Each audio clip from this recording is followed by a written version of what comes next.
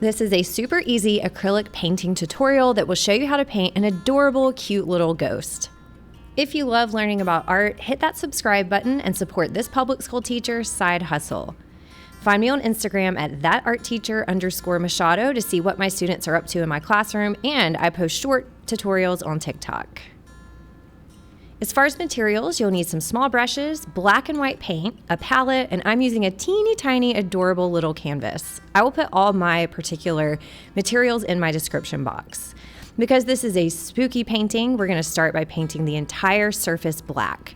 My canvas is tiny. It's like 4 by 4, and so this will not take me long, depending on the size of your canvas and the size of your brush. Use the biggest brush you have to fill your space quickly.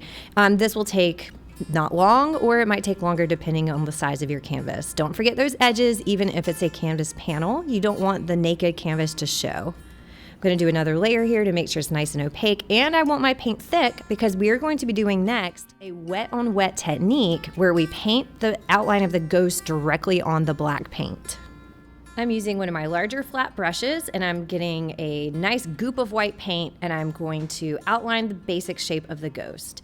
The fun part of doing a wet on wet technique is you're going to be mixing a variety of grays just naturally by mixing white and black paint without having to pre-mix or think about it too hard. So I'm doing a very basic ghost shape, you know, like the kid in the white bedsheet as a Halloween costume type ghost, and I'm going to think of the light source coming from the top left. I'm going to put a moon there soon, and here we go with a smaller round brush, getting that moon as our light source. And I'm not going to try and make it too perfect. I want just a variety of grays. So I'm blending it out with my round brush, applying the paint, and then flat brush circling around it to create kind of like a gray haze, as if the moon is so bright the sky is a little bit lighter where it is. Now I'm going to do this several times to get the color that I would like. And instead of pre-mixing my grays, again, I'm painting wet on wet, just kind of letting it happen as I go.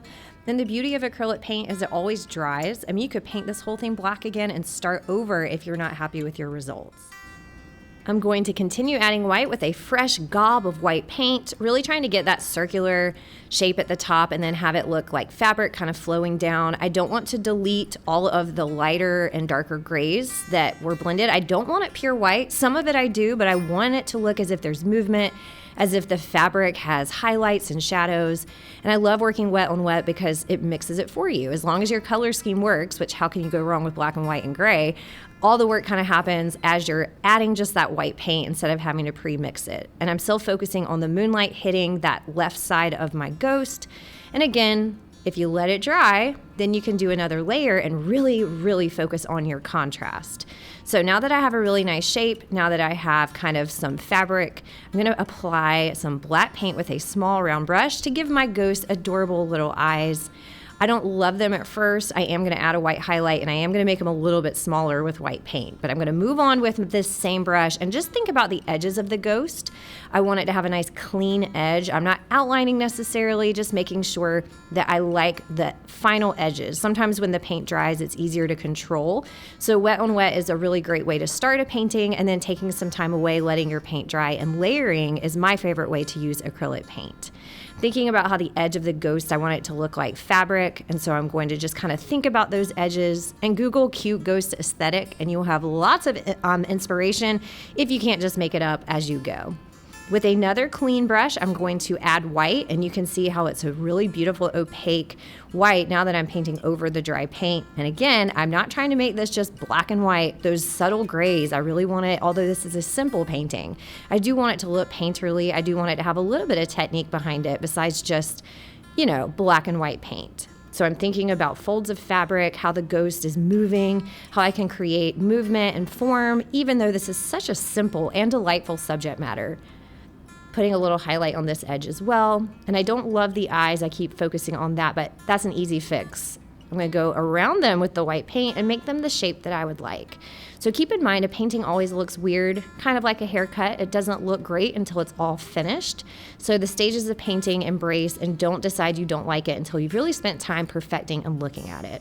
I like this eye shape better. It makes them look a little bit more worried, and something about the smaller eyes makes it look just a little bit, I don't know, less cartoony, even though this is absolutely cartoony. put a little highlight in the eye, making the moon a little brighter, and I want to put just a few little speckles of stars. I'm going to focus on the left-hand side because although this is a simple painting, the light source is to the left, and I want it to be brighter on that edge and then fade out as if the sky gets really dark on the right-hand side. Who knows how fast this ghost is moving through the sky, how high up he is.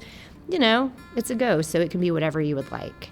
Make sure if you are doing stars that they're not all the same size, that you have some bigger and some smaller, and that'll give the twinkling effect as if your sky has a more dynamic, less robotic look to it. And I'm going to put a little bit of black paint on my edges here on the right-hand side to further push the concept of dark to light. And because when paint dries, it doesn't always dry. Sometimes it takes a couple layers to cover up the canvas.